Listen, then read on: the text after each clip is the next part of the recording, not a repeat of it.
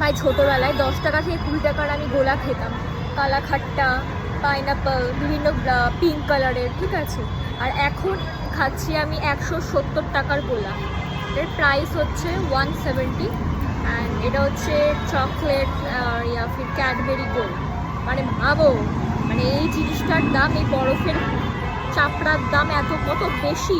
আচ্ছা বাড়িতে বসে খাবো, কিন্তু বাড়িতে ওইটা নিয়ে যেতে পারবো না গোলা। তার কারণ হচ্ছে সবাইকে বলবো ভাই তোরা টেস্ট করে দেখ, সবাই এক চামচ করে টেস্ট করতে করতে ভাই গোলাই খতম করে দেবে। ভাই 170 টাকা দিয়ে দিয়েছে আর কি, বুঝতে পারছো তো। আমি এখানেই বসে খাবো, যত রাত্রি ওটাও এখানে বসেই খাবো।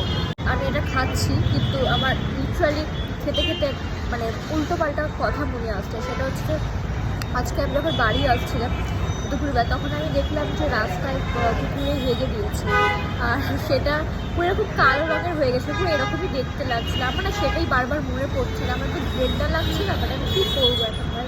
কিছুক্ষণ আগে তো ভুলে গেছি আমি আর পয়সা দিতে হবে। আরামসে গোলা খাচ্ছে আর ভাবছে ধরে উঠে বাড়ি যাই। আর কী গোলা ভাই, আমার ঠোঁট দাঁত সব পুরো কালো হয়ে গেছে, তো কী অবস্থা, যা তা।